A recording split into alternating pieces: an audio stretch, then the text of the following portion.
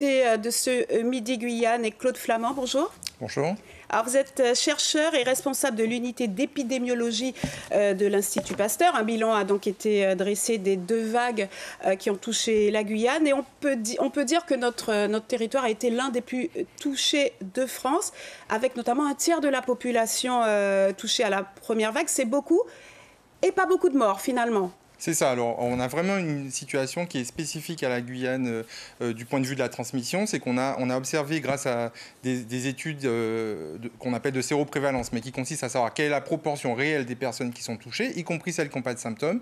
Et on se rend compte qu'ici, on a 2 à 3 fois plus en proportion de personnes touchées par rapport à ce qu'on peut observer dans les départements les plus touchés de métropole ou alors en Europe. Puisque en fin de première vague, on était à environ 5-6% dans la plupart des pays. Ici, on était déjà à 25-30%. On a une deuxième vague, donc on doit être sans doute dans les 30-40% de personnes déjà infectées au cours des vagues précédentes, ce qui fait que le département de la Guyane a été confronté à une forte transmission. Par contre, heureusement, un faible taux de sévérité, sans doute, en tout cas en partie, parce que la population est très jeune. Et puis peut-être les remèdes créoles, vous étudiez notamment cette partie.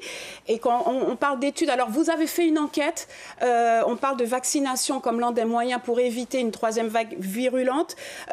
L'enquête que vous avez faite, toute récente, montre que la moitié de la population serait encore réfractaire au vaccin. Alors, on est en train de mener, elle n'est pas encore terminée, elle se termine ce dimanche-ci. En tout cas, on fait une première vague d'évaluation des opinions de la population par rapport au vaccin. Et les premières tendances, en tout cas, même si on n'a pas encore... on a à peu près plus de 1000 personnes qui ont déjà participé. J'encourage d'ailleurs les auditeurs à pouvoir, les téléspectateurs à participer. On a effectivement de l'ordre d'une personne sur 2 qui serait réfractaire au vaccin. Donc, on sait déjà qu'ici, la campagne a démarré un peu timidement, même s'il y a un engouement qui est un peu plus important, on reste parmi les départements où la proportion de personnes vaccinées est quand même la moins importante. Donc on espère qu'il y aura une augmentation des personnes qui seront vaccinées pour pouvoir lutter contre la transmission. Alors on va parler projection, Claude Flamand, avec d'abord l'inquiétude au Brésil. Le virus semble hors de contrôle. Hier, le pays a enregistré un nouveau record avec 2841 morts en 24 heures. Et Macapá sera en confinement à partir de demain. En Guyane, c'est l'inquiétude chez les habitants originaires du pays. Ils craignent pour leur famille rester là-bas, d'autant que le pays souffre de carences dans ses infrastructures de santé. Écoutez le témoignage de Leonardo, un habitant du quartier Arc-en-Ciel à Remire-Montjoly. Il confie son inquiétude au micro de Laurent Marot et Franck Fernandez. On en parle juste après avec vous. C'est très préoccupant parce que le Brésil manque de moyens disponibles pour la santé pour combattre ce virus. Il n'y a pas assez de moyens dans les services publics, l'administration, il y a beaucoup de problèmes pour la population.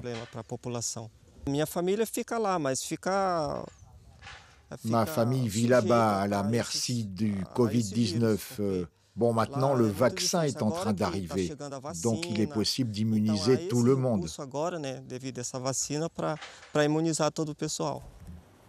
Alors Claude Flamand, on sait que lors de la première vague, la première vague, il y avait eu une vague de Brésiliens malades qui étaient venus en Guyane.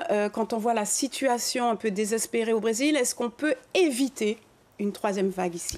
Alors effectivement, ce serait très surprenant qu'on évite une 3e vague dans les prochains mois, parce qu'on est évidemment soumis à de multiples influences, et on l'a vu lors des premières vagues. On a eu une première influence de la métropole qui venait, ensuite une influence du Brésil, y compris aussi des déplacements de l'Europe. On a revu qu'avec les retours des croisiéristes, on avait également des souches qui avaient circulé en Italie. Et là, on est dans une situation qui est à peu près similaire, avec la métropole qui est fortement touchée, le Brésil qui est voisin fortement touché, les Antilles qui commencent également à être confrontés à une augmentation. Donc il y a de fortes chances qu'il y ait de nombreuses introductions qui se fassent à des moments donnés, et puis ensuite qu'il y ait des chaînes de transmission qui s'installent pour repartir. Avec une donnée importante, on ne sait pas si le vaccin Pfizer est véritablement efficace sur le variant brésilien.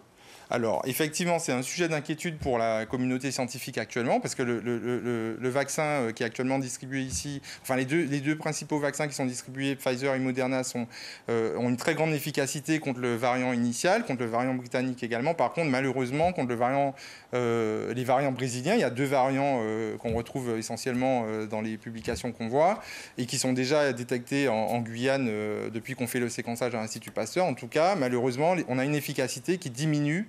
L'efficacité du vaccin diminue par rapport à ces 2 variants-là. Donc c'est vraiment un sujet d'inquiétude pour l'ensemble de la communauté scientifique et les autorités de santé pour savoir quelles seront les armes qu'on pourra éventuellement utiliser pour lutter contre une éventuelle 3e vague. Par contre, la bonne nouvelle, c'est qu'il y a une possibilité d'adapter les vaccins. Moderna a déjà annoncé, par exemple, qu'ils vont adapter les vaccins par rapport aux nouvelles souches qu'ils identifient, et il faut peut-être s'attendre à ce qu'on soit dans une configuration qui ressemble à celle de la grippe, avec des campagnes de vaccination qui se répètent pour pouvoir adapter en fonction des souches qui circulent. Merci beaucoup Claude Flamand d'avoir accepté notre invitation.